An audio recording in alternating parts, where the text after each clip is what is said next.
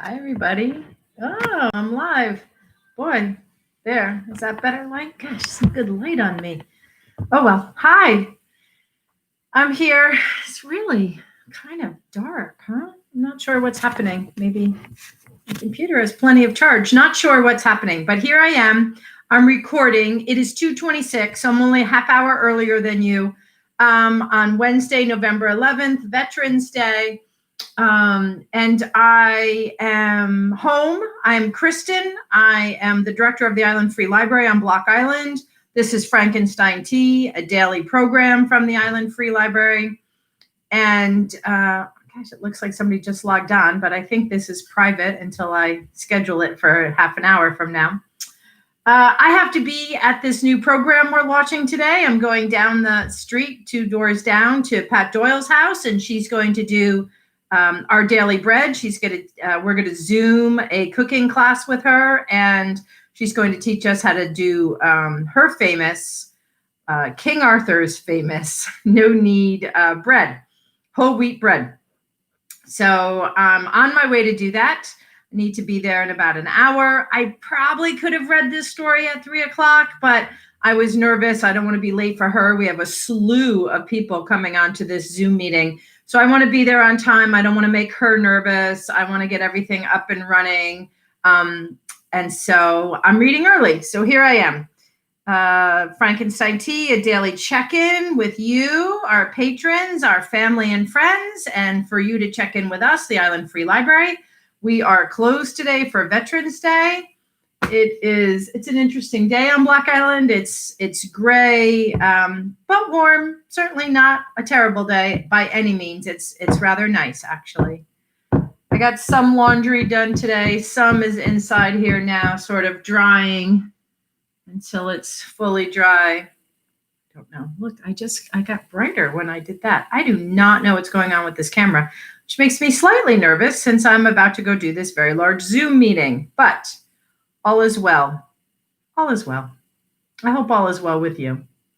All right, let me get to the story. This is a book that someone lent me, and I've read a few of them. One I have read several times, and I'm not sure I understand it still. Should I read that one today? I can't decide. I can't really decide what to read today. I might read that.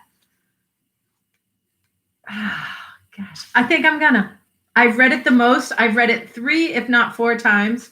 I'm not sure I understand it.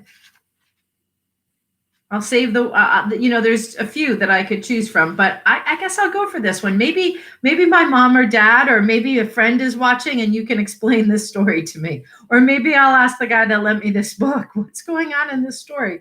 So be forewarned, you might have to listen to me reading it more than once. You might have to listen a second time. Maybe not. Maybe you'll understand it right off the bat. But I'm not quite sure I get this story. I'm not sure I get many of these stories. They are definitely, so the front cover here says John McGarren, Nightlines, and the Great Tradition of Irish Writers. That's a quote from the Irish Times, in the Great Tradition of Irish Writers. So, it's the language is a little bit different. The places are different. What's going on. I don't really get these. I think I've told you before, I've never been to Ireland, so I'm not good with the accents. I'm not good with the places. I'm not sure I get this, but I'm going to try.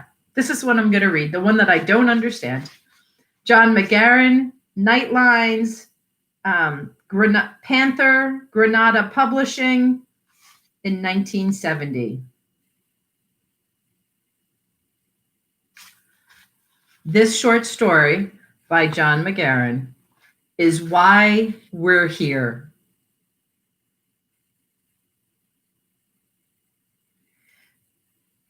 Gillespie tested the second-hand McCullough chainsaw as soon as he came from the auction, sawing some blown-down branches stacked against the wall of the house into lengths for firewood. The saw ran perfectly. Now to get rid of the evidence. for it'll not be long till he's up with his nose smelling unless I'm far out, he said to the sheepdog when he'd finished. He carried the saw and sewn lengths into the shed, scattering the white sawdust wide into the grass with his boot. Then he farted.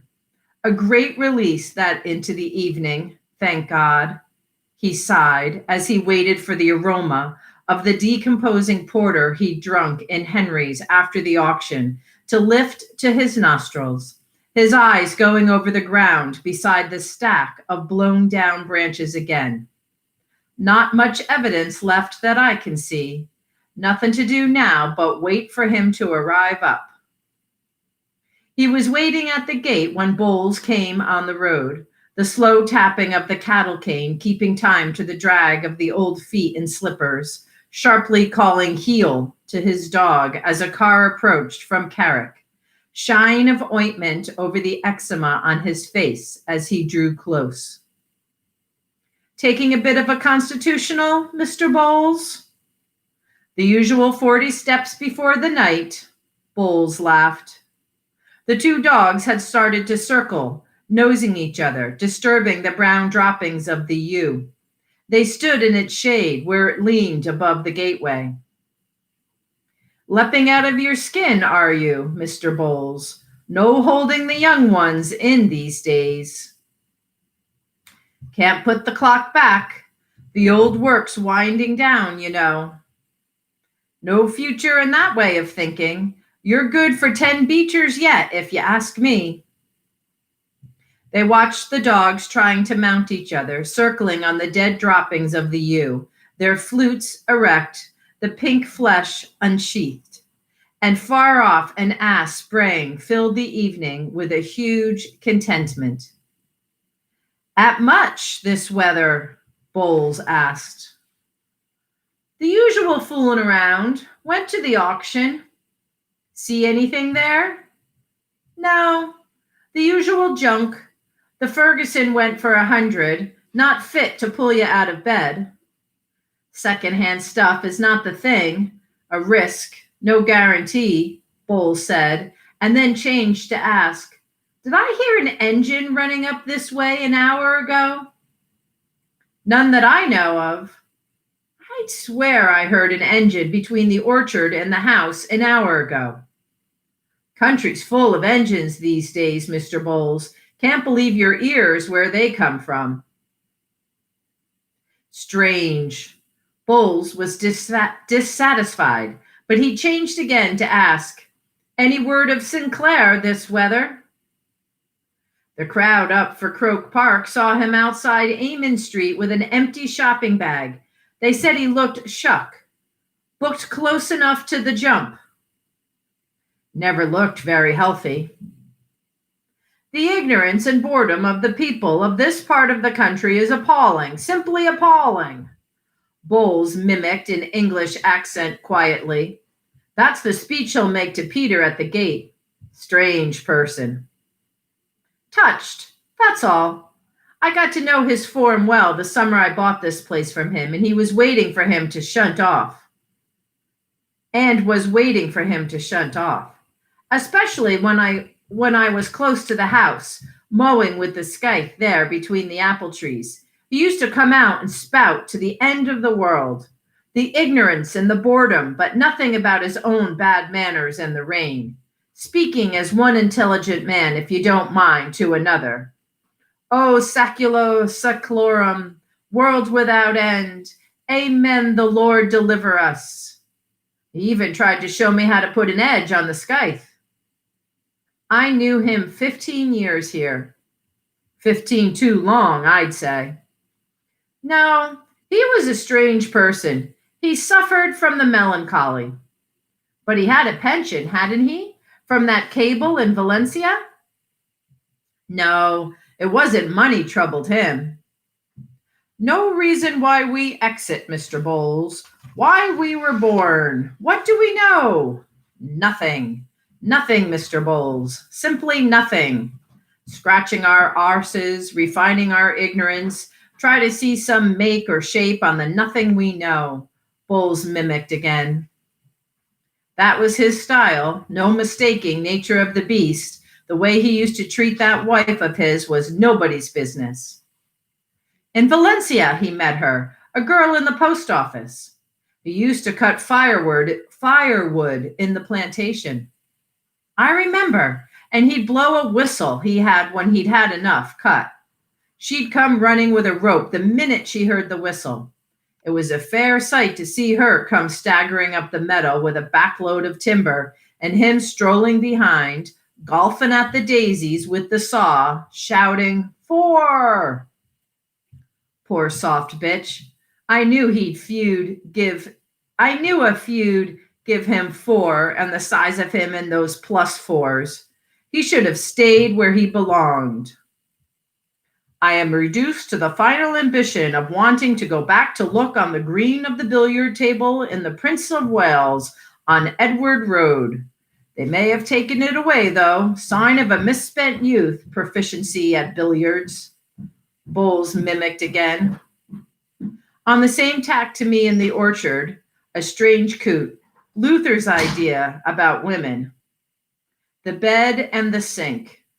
As good to engage a pig in serious conversation as a woman. All candles were made to burn before the high altar of their cunts. I'll not forget in a hurry how he came out with that spiff. He had a curious blend of language sometimes, Bowles said. And he ends up, after all his guff, with an empty shopping bag outside Amen Street Station. A lesson, but I liked him. Great smell of apples in the evening. Rotting on the ground, wouldn't pay you to gather, except a few hundredweight for Breffni blossom. They don't mind the bruises. Better than wasting in the grass. The passing cars had their headlamps on now. A mile away, over fields of stone walks, the lighted windows of the 920 diesel rattled past. Train to Sligo. Empty, I suppose. I suppose. Time to be moving in the general direction of the bed. No hurry. Long enough lying down in the finish. How is the eczema? Stays quiet long as I don't go near timber. I've got this stuff on to keep the midges off. He brushed his finger lightly along his cheek. If everything was right, we'd appreciate nothing. Still, I'd have sworn I heard a chainsaw up this way today, Bowles said as he turned to the road. Must have been from somewhere else, Gillespie contradicted. What the wind can do with sounds is no joke. There was hardly a puff of wind today. Surprising what even a little can do, as the woman said when she pissed in the sea. Gillespie laughed aggressively. I was certain, but time to go, Bowles said and called his dog. No use detaining you if you have, though it's young, the night yet. Good night, then. Night, Mr. Bowles. He watched him go, the light tapping of the cattle cane in time to the drag of feet in slippers, calling heel to the dog as headlamps flooded the road from Boyle. That's what'll give him something to think about, Gillespie muttered as he called his own dog back and turned towards the house.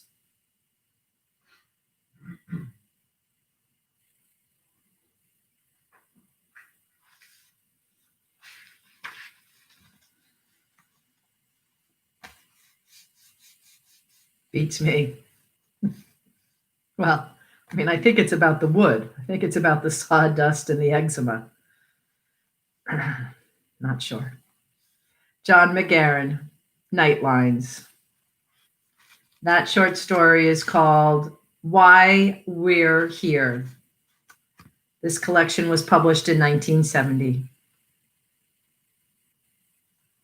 All right. I'm off to prepare for our first episode of In Our Kitchens. Maybe some of you will be there. Let's see what Pat Doyle has to say about making bread today. I'll see you tomorrow for Frankenstein Tea.